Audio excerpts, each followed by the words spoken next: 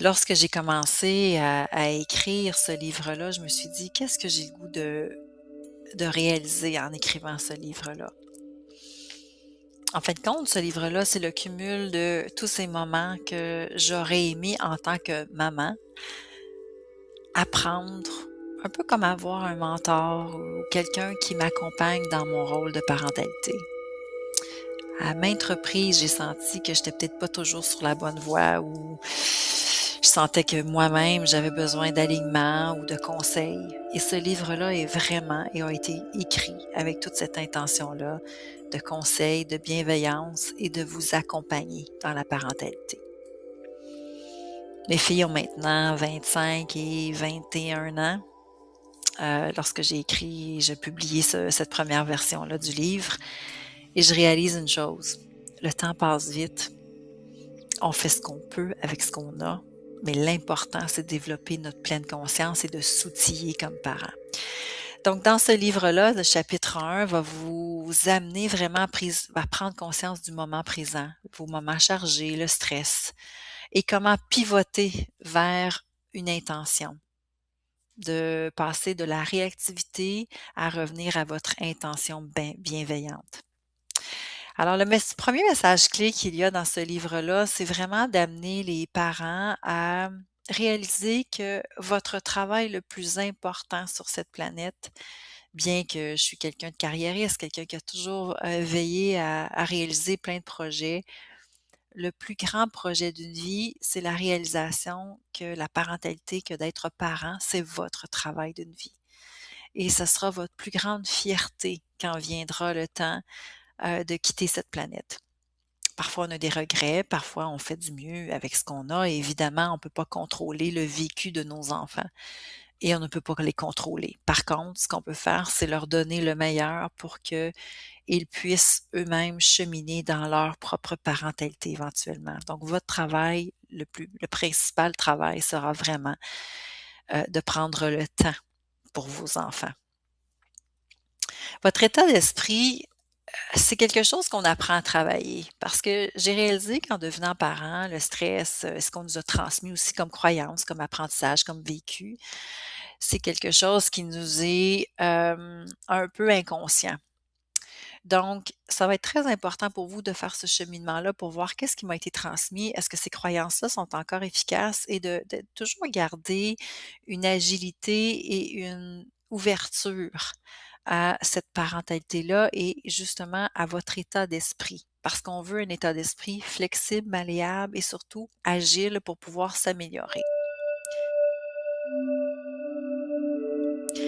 Le troisième message clé de ce chapitre 1 là, c'est de vous amener vraiment dans l'environnement, donc votre écosystème. On pense souvent à la pyramide de Maslow avec les besoins principaux primaires de sécurité, de bien manger, d'avoir un toit au-dessus de sa tête et évidemment de cheminer à travers, l'évolution de l'humain. Mais c'est important de voir quel est votre écosystème pour lire ce livre, pour prendre conscience et pour faire vos écritures, vos devoirs comme parents et justement de mettre en place les nouvelles leçons que vous allez apprendre dans ce livre-là, de prendre le temps d'intégrer. Donc, votre organisation, réduire le plus possible votre désordre autour de vous sera important.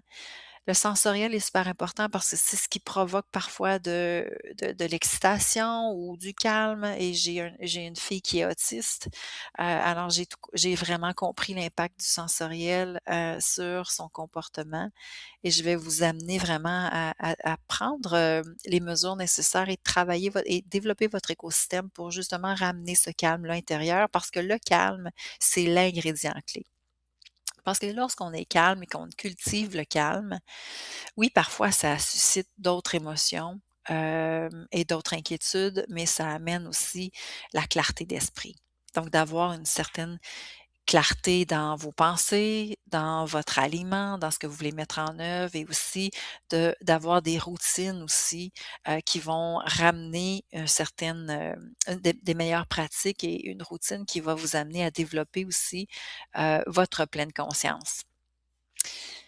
Maintenant, l'outil 1 que j'aimerais vous amener, c'est de vraiment prendre une pause. Donc prendre une pause, l'importance de la respiration. J'ai pas fait tous ces cours de yoga-là et les livres de yoga que j'ai écrits avant même Parents conscients, et les livres de méditation pour les enfants bien d'abord, mais aussi pour les éducateurs, les parents. Cette pause-là est nécessaire si on veut vraiment une réelle transformation et ça passe par la respiration. Ça passe par une introspection, donc des questionnements intérieurs, soit lorsque mon enfant, je le vois agir, je me dis: Qu'est-ce que mon enfant a besoin? Qu'est-ce que moi j'ai besoin?» Et de laisser monter les réponses et de le faire toujours dans un accueil et un non-jugement et de rester ouvert à la réponse curieuse. Donc, rester ouvert, curieux plutôt que contrôler la réponse. Ça, c'est super important. Et parfois, la réponse n'a pas besoin de faire amplement de sens. Ça a juste besoin parfois d'un petit truc, d'un petit conseil, d'une mise en application, d'un câlin, d'un sourire, d'une autre respiration, de prendre un moment d'encouragement, et cetera. Donc ça, c'est très important, votre pause et la connexion. L'autre, c'est d'avoir une routine consciente. Et ça commence par gérer votre temps et ne pas se laisser gérer par le temps. Donc, évidemment, il y a beaucoup de moments dans la vie où on se sent très préoccupé, très chargé, mais on laisse place beaucoup aux distractions aussi. Donc, plutôt que d'être sur son cellulaire à regarder les médias sociaux, peut-être c'est important de vous offrir une pause sécurisante, une structure sécurisante. Trouver un moment pour respirer, prendre votre pause connexion, prendre un moment pour faire une pause avec votre enfant, avec l'être aimé, etc. Donc, votre routine consciente, c'est vraiment important d'en prendre conscience. L'ancrage somatique, évidemment, dans tout le livre, vous allez voir qu'il y a toujours un mantra et il y aura aussi une posture enracinante ou une posture à pratiquer parce que ça passe par le corps, la transformation. Donc, on a beau y penser, on a beau le dire, mais il faut aussi le pratiquer et le faire. Et il vaut mieux le faire dans des moments de non-stress que les moments où justement je suis en pleine réaction à une crise ou à quelque chose. Ce que vous allez apprendre à faire dans le calme, évidemment, ça va être quelque chose qui va devenir un peu plus naturel dans les moments stressants. Donc, c'est pour ça qu'à chaque chapitre, vous avez un ancrage somatique et une posture de yoga. Dans ce cas-ci, je vous amène dans vos respirations à avoir une colonne droite et de vraiment bien vous enraciner. Il y aura toujours une pause réflexive aussi dans ce cas-ci. Hem, 2 questions que j'aimerais mettre en évidence. Par contre, il y en a plusieurs dans le chapitre 1 du livre «Parents conscients, enfants confiants». Comment est-ce que je réagis lorsque le comportement de mon enfant met ma patience à l'épreuve? Est-ce que je suis réactif? Est-ce que je me l'attribue? Est-ce que je vis de la culpabilité? Est-ce que je vis de la colère? Donc, c'est de s'auto-observer pour voir comment est-ce que je réagis. Et si je suis pas satisfaite de cette réaction-là, c'est de ne pas se culpabiliser, mais bien de dire: «Je vais essayer de faire différemment». Essayer devient éventuellement: «Je vais faire différemment». Quelle routine aussi, quel espace dans ma maison ou dans mon environnement, dans mon écosystème, favorise ma sécurité émotionnelle? La sécurité émotionnelle, c'est extrêmement important parce que vous devez être dans cet espace-là pour intégrer le changement.